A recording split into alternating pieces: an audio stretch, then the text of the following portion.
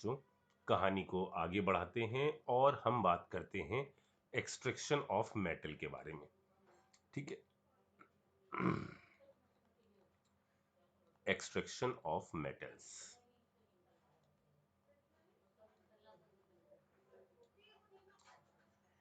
ठीक है, इसमें भी सबसे पहले हम बात करते हैं एक्सट्रैक्शन ऑफ आयरन के बारे में। Extraction of iron. ठीक है, तो कैसे एक्सट्रैक्ट करते हैं?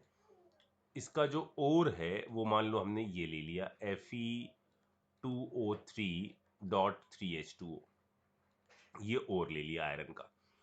इम्प्योरिटी जो होती है इसके अंदर लेस अमाउंट में आपका FeO प्रेजेंट रहता है, फेरस लेस अमाउंट में, और सिलिका की इम्प्योरिटी हमारे पास रहती है।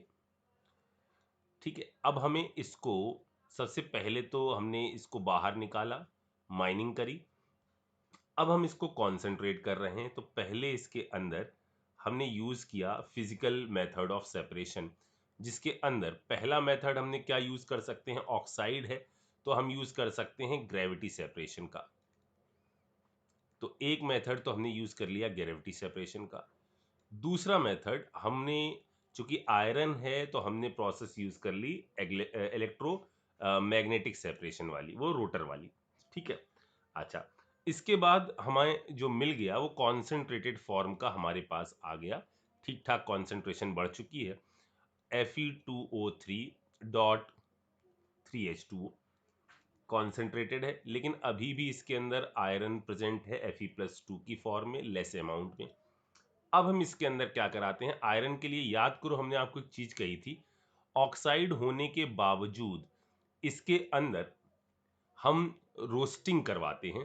तो यहां हम जो प्रोसेस करते हैं वो करते हैं calcination, calcination followed by roasting, followed by roasting. पहले कैल्सिनेशन करते हैं और उसके बाद रोस्टिंग करते हैं, जिससे क्या होगा, ये उड़ जाएगा, वोलेटाइल इंप्योरिटीज भी उड़ जाएंगी, और हमारा आयरन जो है वो +2 से किसके अंदर पहुंच जाएगा, +3 की फॉर्म में पहुंच जाएगा। यानी इसके बाद हमको मिलता है क्या, Fe2O3। सारे का सारा आयरन भी यहां पर कन्वर्ट हो गया है। अब हम इसको लेकर जाते हैं ब्लास्ट फर्नेस में। ब्लास्ट फर्नेस हमारी कुछ इस टाइप की फर्नेस है। ये ब्लास्ट फर्नेस है, काफी ऊंची होती है। ठीक है, इसके अंदर हम यहां से, इस जगह से इसके अंदर इंसर्ट करवाते हैं ओर को। अभी हम ब्लास्ट फर्नेस में पहुंच गए, यहां पर हम इधर से मिलाते हैं ओर प्लस कार्बन प्लस कैल्शियम का कार्बोनेट। ठीक है, यहां से आती है हमारी क्या, हॉट एयर। ये कार्बन नीचे जाता है और यहां पर हाई टेम्परेचर जोन पर कार्बन आपका ऑक्सीजन से रिएक्शन करता है और फॉर्म करता है क्या, CO2। ये CO2 ऊपर उठती है और ऊपर से हम कार्बन फेंकते ही जा रहे हैं, ये पूरी भरी होती है। ठीक है ना, यहां से हम कार्बन गिराते ही जा रहे हैं, तो ये CO2 जो गैस ऊपर पहुंच रही है, ये फर्दर रिएक्ट करती है कार्बन के साथ और फॉर्मेशन करती है कार्बन मोनोऑक्साइड गैस का। यहां पर आयरन के अंदर जो हम इधर से ओर लेकर आए हैं ऊपर से प्रोसेस करते हुए, वो है Fe2O3। और मैंने आपसे कहा था कि आयरन के लिए हम यूज करते हैं क्या, carbon monoxide as a reducing agent. तो यहां पर जो ये सबसे पहला ये ऊपर वाला जोन इधर जो है, जहां टेम्परेचर 983 केल्विन से कम रहता है, यहां पर इस जोन को हम कहते हैं रिडक्शन जोन। इस जोन को हम कहते हैं रिडक्शन जोन। यहां पर क्या प्रोसेस चलती है, यहां आपका वही जो हमने रिडक्शन की प्रोसेस बताई थी ना, कि Fe2O3 कार्बन मोनोऑक्साइड के साथ रिएक्शन करके बनाता है Fe और CO2। ये प्रोसेस 3 स्टेप में होती है। पहले Fe2O3 कार्बन मोनोऑक्साइड के साथ रिएक्शन करके बनाता है Fe3O4 प्लस CO2, और देन Fe3O4 फर्दर रिएक्ट करता है कार्बन मोनोऑक्साइड से, बनाता है FeO, और उसके बाद FeO आपका रिएक्शन करता है किसके साथ? CO के साथ, और ये बनाता है Fe प्लस CO2। तो 3 स्टेप में प्रोसेस ये रिडक्शन जोन में चलती है। चूंकि टेम्परेचर यहाँ रिलेटिवली कम होता है तो कार्बन मोनोऑक्साइड यहाँ पर as a reducing agent work करता है। ठीक है, अच्छा, अब यहां हमने CaCO3 क्यों मिलाया? देखो, सिलिका जो है ऊपर की प्रोसेस जो हमने करी उनसे भी हटता है, लेकिन 100% तो नहीं हट सकता। तो यहां पर जब आपका ये जोन कुछ 1200 और 1500 के बीच में रहता है, इस टेम्परेचर के आसपास, ठीक है, तो यहां पर जो जोन होता है वो कहलाता है slag formation zone. Slag formation zone,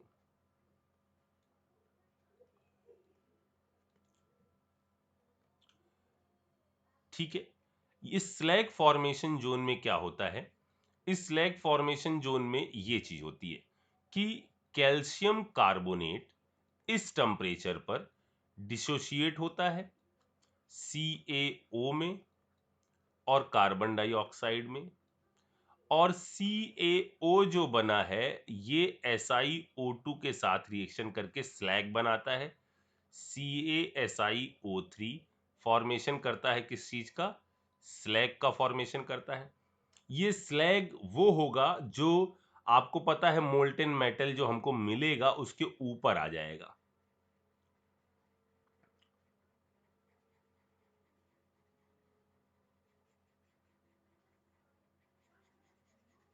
जो फर्दर ऑक्सीडेशन से चीजों को रोक देगा। तो ये है आपका क्या? स्लैग।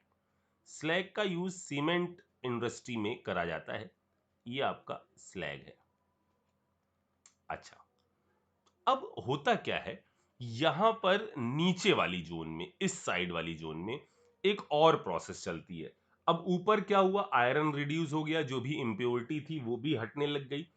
अब होता क्या है, यहां ये जो नीचे वाला जोन है, इस जोन को हम बोलते हैं, इस वाली जोन को हम बोलते हैं फ्यूजन जोन।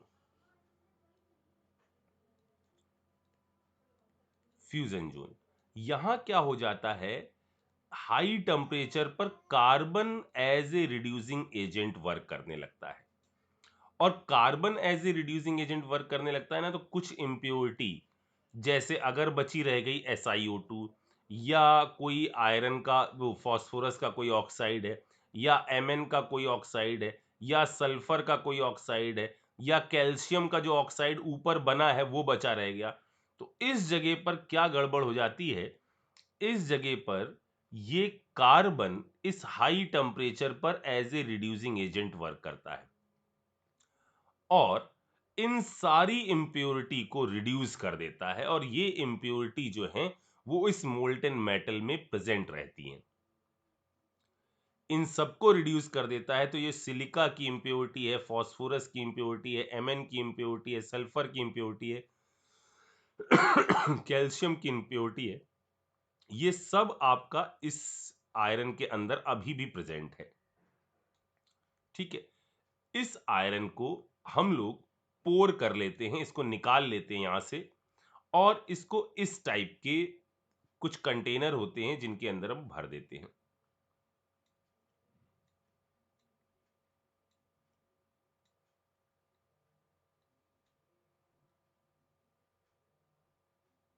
इस टाइप के,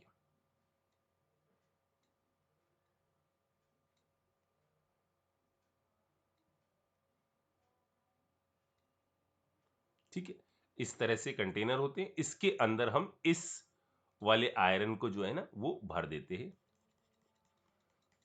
ये जो आयरन है जो हमने यहां पर मोल्टेन फॉर्म का भरा हुआ है, इस आयरन को बोलते हैं पिग आयरन। पिग आयरन, इस आयरन के अंदर इंप्योर आयरन की फॉर्म है। ठीक है, इसके अंदर अप्रोक्सीमेट 4% कार्बन, और लेस अमाउंट में ये सारी इम्प्योरिटी जो है ना, ये सल्फर की, फास्फोरस की, सिलिका की, Mn की, ये सारी इम्प्योरिटी जो है इसके अंदर प्रेजेंट रहती है।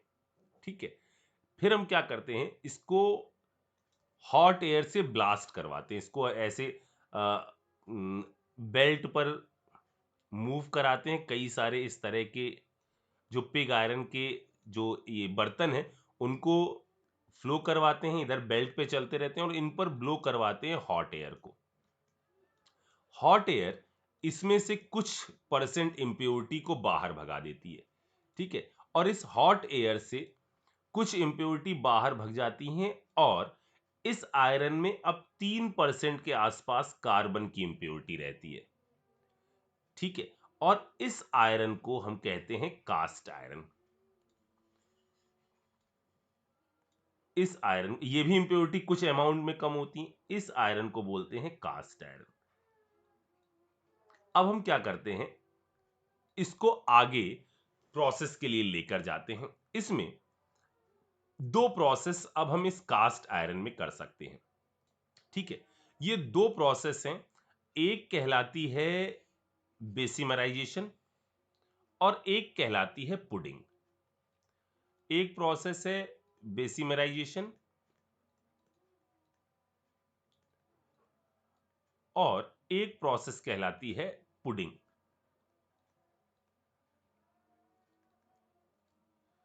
बेसिमराइजेशन एक ओल्ड प्रोसेस है, पुरानी प्रोसेस है, अब हम इसका यूज नहीं करते हैं। ये एक ओल्ड प्रोसेस है। इसमें हम करते क्या थे, ये है बेसिमर कन्वर्टर। ये वैसा ही समझ लीजिए आप, जिस तरह से आप देखते हैं कहीं पर कोई बिल्डिंग बन रही होती है तो उसके अंदर इस टाइप की एक मशीनरी है, सीमेंट उमेंट सब डाल के इसको मिलाते रहते हैं यहाँ पर, उस टाइप का ये। यहाँ ये जो मेटल है कास्ट आयरन, यहाँ पर इसमें आप इधर से हॉट एयर ब्लो करवाते हैं, हॉट एयर थोड़े बहुत अमाउंट में। यहां से जब ये हॉट एयर ब्लो करती है तो ये जो बहुत गर्म करते हैं, हॉट एयर आती है, यहां से जो इम्प्योरिटी है वो बाहर जाती हैं, ठीक है। इस प्रोसेस में गड़बड़ थी। इस प्रोसेस में क्या गड़बड़ थी, इसके अंदर 2 से 3%, 2% to 3% हमारा आयरन भी जो है ना वो वेपोराइज हो जाता था। इसलिए हम इस प्रोसेस को अब नहीं करते, अब हम करते हैं पुडिंग। इस प्रोसेस में क्या होता है, इस प्रोसेस में ऐसे कंटेनर के अंदर हम लाइनिंग ऑफ आयरन यूज करते हैं। इस प्रोसेस कराने के लिए, आयरन एक्सट्रैक्ट करने के लिए आयरन ही का यूज करते हैं। यहां पर हम, यहां हमने लाइनिंग लगा रखी है किस चीज की, जैसे लाइनिंग हमने लगाई थी हॉल हेराल्ड प्रोसेस में, वैसे ही यहां लाइनिंग लगा रखी है। और ये लाइनिंग है हमारी Fe2O3 की। तो ये Fe2O3 यहां पर करता क्या है, जब आप यहां पर ये मेटल जो है आपने यहां पर लाकर रख दी तो इसमें ये इन इम्प्योरिटी को ऑक्साइड की फॉर्म में बाहर निकालता है। यानी Fe2O3 ये आपका रिएक्ट करता है, चाहे सल्फर हो, चाहे आपका फास्फोरस हो, चाहे Mn हो, चाहे सिलिका हो, इनकी इम्प्योरिटी के साथ वो रिएक्ट करता है। और इन सब में वो क्या चीज फॉर्म करता है, सल्फर को बना देता है, किस में कन्वर्ट कर देता है, खुद Fe में कन्वर्ट होता है, सल्फर को ऑक्सीडाइज कर देता है, Mn को ऑक्सीडाइज कर देता है P2O5 की फॉर्म में, MnO2 बना देता है, SiO2 बना देता है। और ये वोलाटाइल इम्प्योरिटीज बाहर चली जाती हैं, ठीक है। तो ये प्रोसेस हम अलग लाके कर रहे हैं और ये सारी चीजें हमारी बाहर चली जाती हैं। इसके बाद जो आयरन बन रहा है वो अच्छा खासा प्योर आयरन है, ठीक ठाक अमाउंट का। अभी हम आगे प्यूरिफिकेशन की भी प्रोसेस के अंदर करेंगे। अभी ये जो ठीक ठाक अमाउंट में जो हमारे पास प्योर आयरन आया है उसको हम कहते हैं रॉट आयरन। ये प्योरेस्ट फॉर्म है,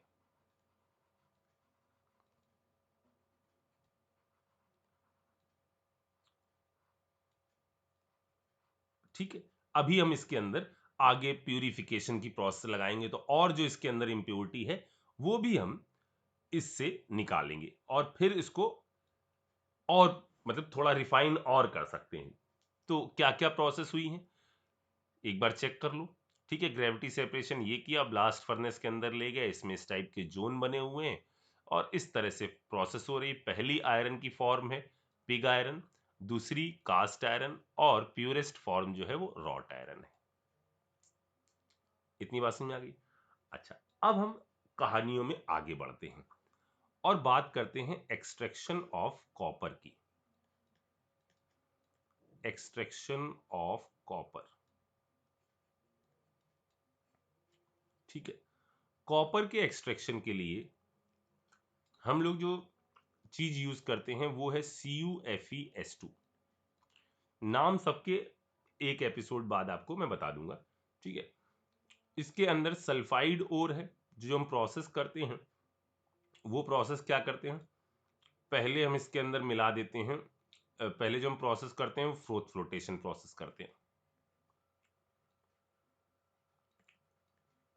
ठीक है। अगर जरूरत पड़ी तो हम डिप्रेसेंट और एक्टिवेटर का यूज कर सकते हैं। अगर कोई ऐसी चीज है जो अननोन है जो यहां पर आ रही है तो डिप्रेसेंट एक्टिवेटर का यूज कर सकते हैं इस प्रोसेस के लिए, ठीक है। जो चीज आ गई फिजिकल मेथड लगाने के बाद, फिर हम उसके अंदर, अब सल्फाइड ओर है, अब हम यहां क्या कराते हैं, यहां हम कराते हैं partial roasting. Partial roasting with SiO2, मतलब हॉट एयर ब्लो कराते हैं, साथ में हम SiO2 मिलाए रहते हैं। तो यहां क्या होता है, याद करो मैंने इसके एग्जाम्पल को बताया था कि यदि आप पार्शियल रोस्टिंग करोगे, कम पार्शियल रोस्टिंग का मतलब समझा, लिमिटेड अमाउंट में आपने ऑक्सीजन फ्लो कराई है, तो आयरन बहुत सारे अमाउंट में किस में कन्वर्ट हो जाएगा, क्योंकि इसके अंदर एफिनिटी ज्यादा है ऑक्सीजन के लिए, तो ये मैक्सिमम इसमें कन्वर्ट हो जाएगा, तो ये मेजर फॉर्म में रहेगा। और बहुत माइनर फॉर्म में आपका कॉपर का ऑक्साइड रहेगा, बहुत माइनर फॉर्म में, यानी ये मेजर ये माइनर। अब हमने क्या किया रखा है, हमने रोस्टिंग के दौरान साथ में क्या चीज मिलाकर एयर को भेजा है, SiO2। SiO2 एसिडिक नेचर का है और ये यहां आयरन के साथ रिएक्शन करके स्लैग बना लेगा, FeSiO3, ठीक है। ये आपका इसके साथ रिएक्शन करके क्या बना दिया इसने, स्लैग। अब यहां क्या क्या बचा रह गया, जरा देखो क्या क्या है यहां पर। आयरन का सल्फाइड जो था वो मेजर यहां पर चला आया है, बहुत थोड़ा आपका सल्फाइड की फॉर्म में हो सकता है बचा रह गया हो आयरन का सल्फाइड। माइनर फॉर्म में ये आया है, मेजर क्या होगा, कॉपर का सल्फाइड ये बचा होगा। ये जो कॉम्बिनेशन बचा है, अब हम इस पे आगे प्रोसेस करना चालू करते हैं। इस कॉम्बिनेशन को बोला जाता है मेट। इसके अंदर 98% ये रहता है और 2% ये रहता है, ठीक है। अब हम क्या करते हैं बच्चों, इसको लेकर वापस पहुंचते हैं इस बेसिमर कन्वर्टर के अंदर। अब हमने इस बेसिमर कन्वर्टर के अंदर मिला रखा है क्या चीज, एक तो ये हम लेकर आए हैं FeS प्लस Cu2S। अब इसके बाद आपको ये वाला फिगर बनाना है फिर से, ठीक है। अब यहां हम ये सारी चीजें हटा देते हैं।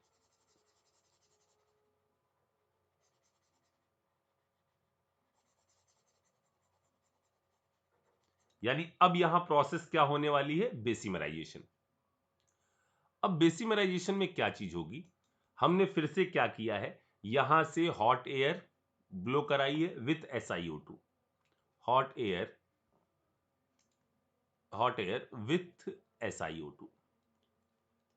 अब क्या होगा यहां पर जरा सोचो, अब होगा क्या कि जो आप SiO2 ब्लो एयर के साथ ये चीज, तो यहां जो मेट है इसके अंदर क्या होगा, FeS ऑक्सीजन के साथ रिएक्शन करेगा, बनाएगा क्या, FeO, और FeO यहां मौजूद SiO2 के साथ रिएक्शन करके क्या बना देगा, FeSiO3। इस चीज का फॉर्मेशन, यानी क्या बना देगा ये स्लैग। ये स्लैग यहां पर आकर इकट्ठा हो जाएगा। ठीक है, अब क्या होगा, बाकी प्रोसेस में क्या चलेगा, बाकी प्रोसेस में अब यहां ये चलेगा कि ये जो हम लोगों ने एयर ब्लो कराई है ना, इस एयर को थोड़ी देर इसकी सप्लाई करेंगे, फिर एयर कट कर देंगे। तो यहां हो क्या जाएगा, सेल्फ रिडक्शन की प्रोसेस हो जाएगी। यहां क्या होगा, Cu2s प्लस O2 गिव, अब यहां कुछ भी हो सकता है, CuO दे सकते हैं आपको, या हमने आपको बताया था क्या दे सकते हैं, CuSO4 दे सकते हैं। तो उससे परेशान मत होइएगा, ये टूटकर यही बना देगा। उसके बाद जो ये Cu2s है वो इसके साथ या इसके साथ, दोनों में किसी के साथ भी दे सकते हैं, इसके साथ रिएक्शन करेगा और यहां प्रोसेस में क्या हो जाएगा, ये बन जाएगा और SO2 बाहर निकल जाएगी। इस प्रोसेस को क्या कह रहे हैं, इस प्रोसेस को कह रहे हैं हम बेसिमराइजेशन। ये प्रोसेस क्या है, ये प्रोसेस कॉपर के लिए यूज होने वाला, इसके लिए यही मेथड यूज होता है, बेसिमराइजेशन।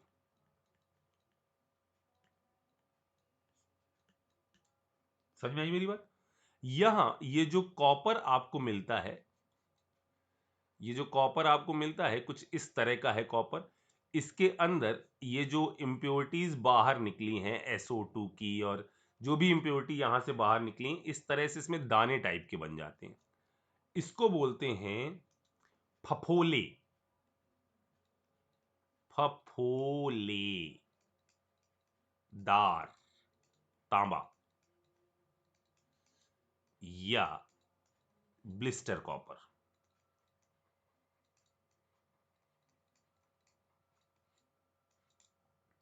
ठीक है, फिर हम इसको आगे ले जाएंगे और इसको अब आगे प्यूरिफिकेशन की प्रोसेस इसके साथ करेंगे और इसको और प्यूरिफाई करेंगे। ठीक है, ये हो गया कॉपर का एक्सट्रैक्शन। अब बात करते हैं तीसरा। अब बाकियों में इतना कुछ नहीं, सबसे ज्यादा मेन यही थे, इसके बाद चीजों में अब इतना ज्यादा कुछ नहीं आएगा। अगली कहानी है, मैं बात करूं एक्सट्रैक्शन ऑफ एल्यूमिनियम की।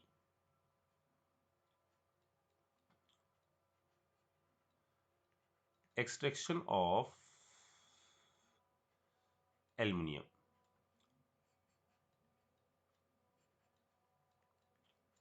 ठीक है, अच्छा, एल्युमिनियम का एक्सट्रैक्शन जो आपने पढ़ लिया है ना, वही चीजें अब बार बार मैं यहां लिख रहा हूं। एल्युमिनियम का एक्सट्रैक्शन जैसे हमने ले लिया Al2O3 बॉक्साइड डॉट 2H2O। अब इसके अंदर सबसे पहले हमने क्या कर दिया, सबसे पहले ऑक्साइड है तो हमने यूज कर लिया कुछ तो भी, ग्रेविटी सेपरेशन यूज करो पहले तो,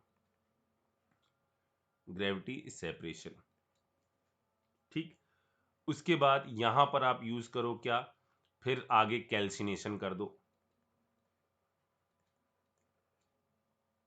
जो हाइड्रेटेड है वो भी उड़ जाएगा और ये कॉन्सेंट्रेटेड फॉर्म का आ गया। अब ये किस तरह का बॉक्साइड है, इसके अंदर किस टाइप की इम्प्योरिटी है, तो इम्प्योरिटी पर आधारित हम या तो यहां पर कर सकते हैं बेयर्स प्रोसेस, बेयर्स प्रोसेस, या आप यहां पर कर सकते हो हॉल प्रोसेस। बेयर्स प्रोसेस कर सकते हो या हॉल प्रोसेस कर सकते हो। अगर कौन सा है, रेड वाला, और यदि व्हाइट वाला है तो आप यूज कर सकते हो सरपेक प्रोसेस।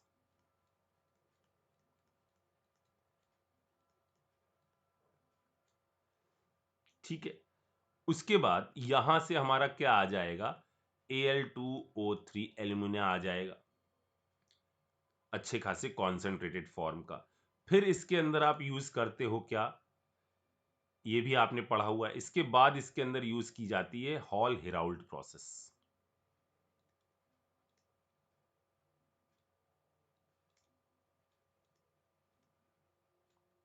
ठीक है, हॉल हेराल्ड प्रोसेस के बाद जो हमारा एल्युमिनियम आता है वो 99.5% प्योर आ जाता है। फिर इसके अंदर हम इसका प्यूरिफिकेशन करते हैं। इसकी प्यूरिफिकेशन की प्रोसेस जो है उसको कहते हैं इलेक्ट्रो रिफाइनिंग। ये आगे पढ़ेंगे हम लोग। Electro refining, NING।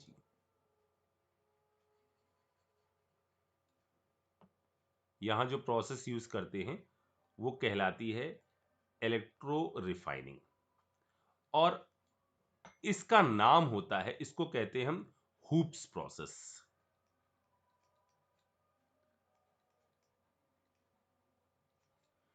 तो पूछा जाएगा कि जो रिडक्शन करवा रहे हो आप एल्युमिनियम का, वो प्रोसेस कौन सी है, तो वो हॉल हेराउल्ट है। और जो प्यूरिफिकेशन करा रहे हो एल्युमिनियम का, वो हूप्स प्रोसेस है। और इसको करने के बाद हमको मिलता है 99.9% प्योर एल्युमिनियम। ठीक है, ये हो गया एक्सट्रैक्शन किस चीज का, एल्युमिनियम का। अच्छा, अब मैं बात करता हूं एक्सट्रैक्शन ऑफ लेड। लेड को भी एक्सट्रैक्ट कर लेते हैं।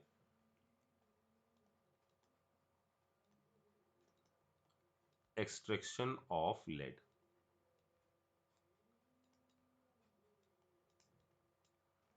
ठीक। हमने लिया क्या यहां पर, ये भी बहुत आसान है। हमने लिया क्या, पीबीएस, सेल्फ रिडक्शन हो जाएगा। पीबीएस लिया, ठीक है। करवा दो प्रोसेस, क्या क्या करवा दें यहां पर। पीबीएस पे आप सबसे पहले तो फ्रोथ फ्लोटेशन करा दो।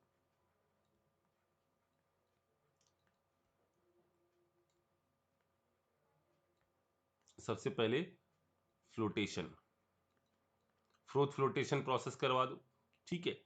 उसके बाद क्या करा सकते हो, अगर जरूरत पड़े, इम्प्योरिटी यदि है तो डिप्रेसेंट और एक्टिवेटर का यूज करो। डिप्रेसेंट एक्टिवेटर का यूज करो अगर जरूरत पड़े तो, ठीक है। इसके बाद हमको मिल गया पीबीएस कॉन्सेंट्रेटेड फॉर्म का, कॉन्सेंट्रेशन इसके अंदर बढ़ गई। फिर क्या कर सकते हैं हम यहां पर, इसके बाद आप यहां करवा सकते हो क्या, रोस्टिंग करवा दो।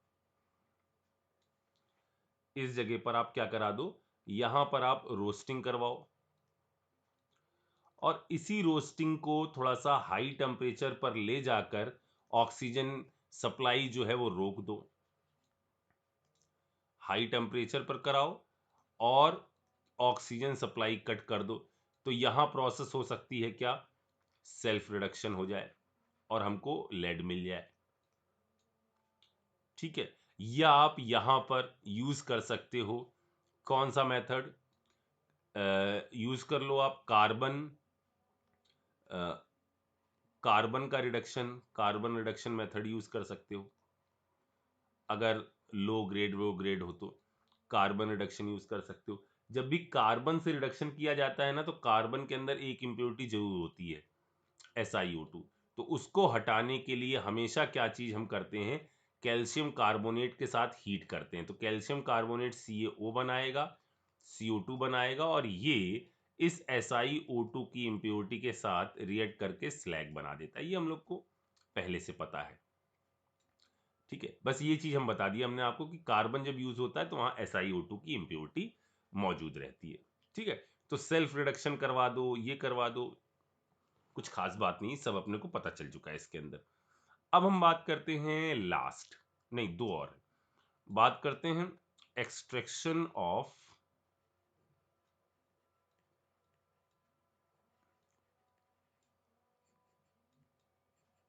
SN, ठीक है। इसके लिए जो और यूज होता है वो यूज होता है कैस्टराइट, SnO2, ठीक है। प्रोसेस करवाओ, ऑक्साइड है, सबसे पहले तो करवा दो ग्रेविटी सेपरेशन, ठीक है। और इसके अंदर इंप्योरिटी होती है वुल्फ्रामाइड की, FeWO4 MnWO4, ठीक है। तो क्या करवा दें, मैग्नेटिक सेपरेशन करवा दें। क्या बन गया, SiO2 कॉन्सेंट्रेटेड फॉर्म का, कॉन्सेंट्रेशन बढ़ गई है, ठीक है। इसके बाद इसके अंदर ऑक्साइड बनकर आ गया है, फिर भी हम इसके अंदर क्या करा देते हैं, रोस्टिंग। टेंशन नहीं लेते, रोस्टिंग करवा देते हैं। इस रोस्टिंग से फायदा सर क्या होता है, जो भी वोलाटाइल इंप्योरिटी है ना, वोलाटाइल इंप्योरिटी वो आपकी रिमूव हो जाती हैं। वो बाहर चली जाती हैं। ठीक है, तो ये हो गया SnO2 के अंदर से हमने वोलेटाइल इम्प्योरिटी निकाल दी। फिर हमारा SnO2 का कॉन्सेंट्रेशन और बढ़ गया। अब क्या करें? क्या यहाँ सेल्फ रिडक्शन हो सकता है? नहीं। यहां पर आप यूज करो क्या? कार्बन रिडक्शन में था क्या सुंदर जनाब? मतलब था ना कार्बन में। तो यहां आप यूज कर लो कार्बन या कार्बन मोनोऑक्साइड। और जो एसएन आएगा इस प्रोसेस को हम क्या स्मेल्टिंग बोलेंगे? बिल्कुल स्मेल्टिंग बोलेंगे। ठीक है, ये चीज यूज कर लो। कार्बन के लिए फिर मैं वही ऊपर वाली चीज लिखूं कि इसके अंदर SiO2 की इंप्योरिटी होती है, इसलिए CaCO3 का यूज करते हैं, जिससे यहां पर स्लैग बन जाता है CaSiO3। ठीक, ये हो गया एक्सट्रैक्शन ऑफ SN10। अब मैं बात करता हूं एक्सट्रैक्शन ऑफ जिंक के बारे में। Extraction of zinc.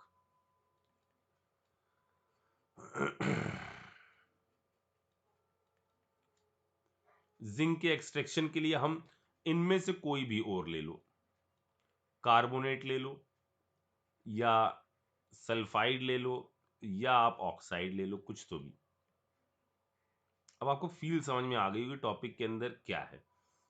ये लो तो कौन से मेथड लगाओ? ग्रेविटी सेपरेशन लगाओ और सेकेंड स्टेप में कराओ, ये है तो कार्बोनेट है तो कैल्सिनेशन करवाओ। सल्फाइड लो, अगर सल्फाइड लिया जा रहा है तो पहली स्टेप में कराओ फ्लोटेशन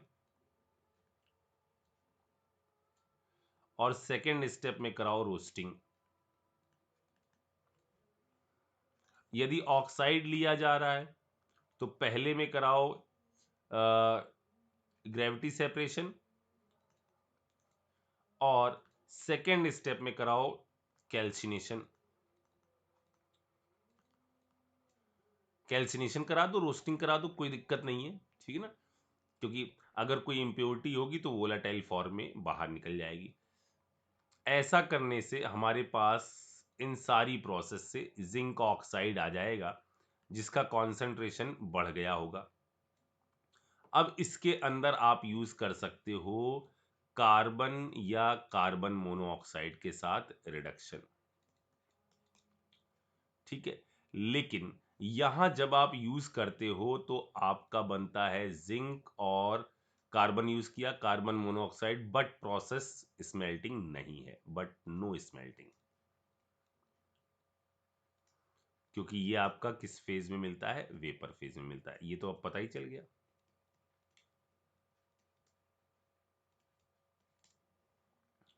ठीक है, तो इसके अंदर ये ब्लास्ट फर्नेस, कुछ इंपॉर्टेंट चीजें, ये blister copper, wrought iron, pig iron, ये चीजें इसके अंदर इंपॉर्टेंट थी। जल्दी से इसको टिप्स, फिर अपन अब प्यूरिफाई करते हैं मेटल।